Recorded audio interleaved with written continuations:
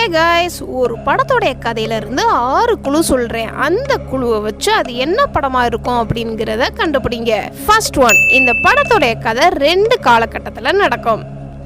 Second one, இந்த படம் ஒரு டைம் டிராவல் படம். தேர்ட் ஒன், இந்த படத்துல 2 பெரிய ஹீரோ நடிச்சிருக்கிறாங்க. ஃபோர்த் ஒன், அதுல ஒரு பெரிய ஹீரோவுக்கு தன்னுடைய அப்பாவை பிடிக்கவே பிடிக்காது.